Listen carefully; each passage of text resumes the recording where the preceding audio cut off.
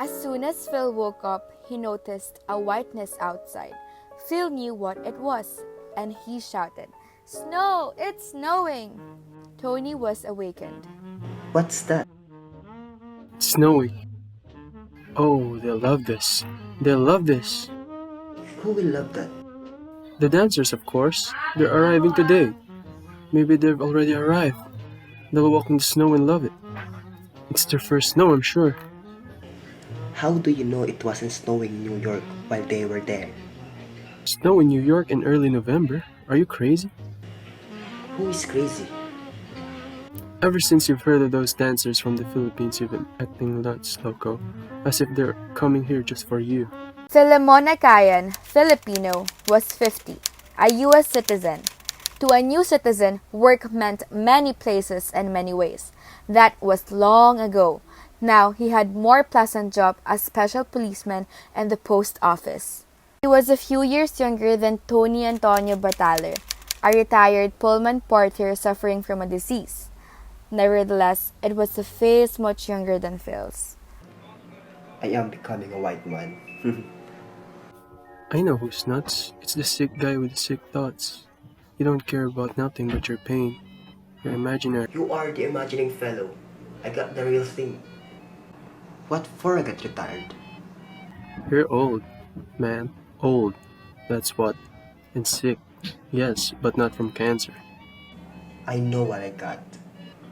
Never a pain like this. One day, I'm just going to die. Naturally. Who says you won't? All of us will die. One day. A medium bomb marked Chicago and this whole dump is tapos. Finished. Who'll escape then? Maybe your dancers will. Of course they will. The bombs won't be falling to this night. And when the dancers are back in the Philippines. He paused, as if he were no longer sure of what he was going to say. But maybe, even in the Philippines, the bomb's going to fall. No, he said, gazing sadly at the falling snow. What's that to you? You got no forks over there, right? I know. It's nothing to me. I'll be dead before that. Look, let's talk about something nice. Tell me, how will I talk? How am I gonna introduce myself? He would go ahead with his plans. Introduce himself to the dancers, volunteer to take them sightseeing, his car clean and ready. Gosh, I wish I had your looks. Even with those white spots. Then I could face every one of them. But this mug says ugly Filipino. It says old-timer muchacho. It says Pinoy, Bayo. It also says sucker. But who wants a palace where they can have the most delicious adobo there and the best stuffed chicken? Yum yum. Tony was angry. Yum yum yum. You're nuts. Plain and simple, loco. What for you want to spend? You've been living on loose change all your life, and now on dancing kids who don't know you, and won't even send you cards afterwards? Never mind the cards. Who wants cards? But you don't see, they'll be happy. And then, you know what?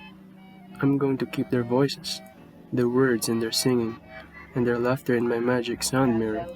He had a portable recorder and a stack of recordings, patiently labeled songs and speeches. Most were in the dialect, debates between him and Tony.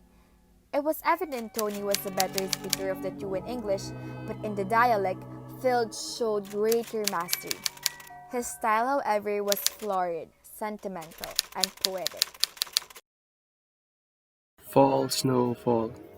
As soon as they accept my invitation, I'll call you up. No, you won't have to do anything. But I want to be there to meet them. I'm going out myself, and I don't know what time I'll be back. You are not working today. Are you on leave? For 2 days, while the dancers are here. It still doesn't make sense to me, but good luck anyway. Aren't you going to see them tonight? Our reserved seats are right in front, you know. I know, but I am sure I can come. What? You're not sure? I want to, but I'm sick, Phil. I tell you, I'm not feeling so good. My doctor will know today. He will tell me. What will he tell you? How do I know? I mean, what is he trying to find out? If it's cancer, Well, I'll be seeing you. Try to be home on time.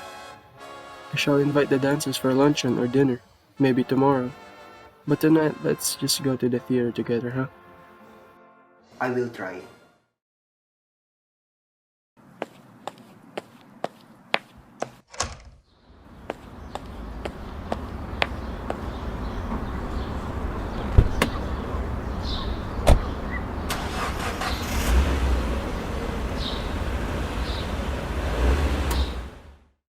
When Phil arrived at the Hamilton, the Philippine dancers had taken over the hotel.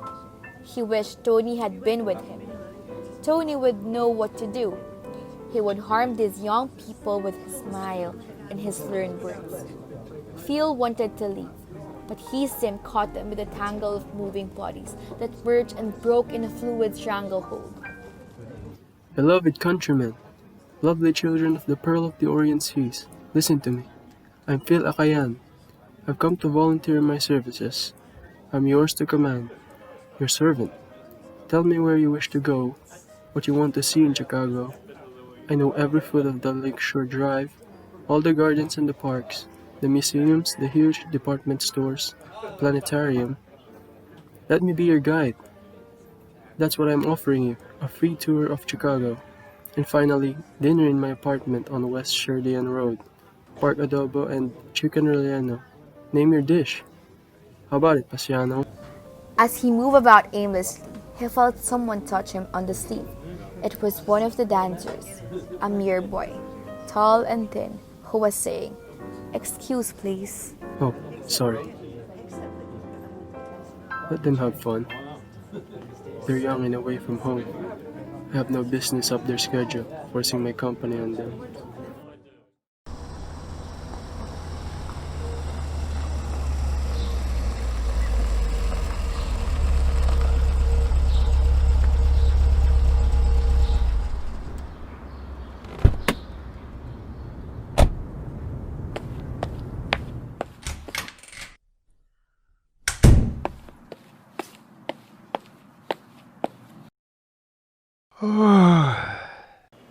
I've discovered a new way of keeping afloat.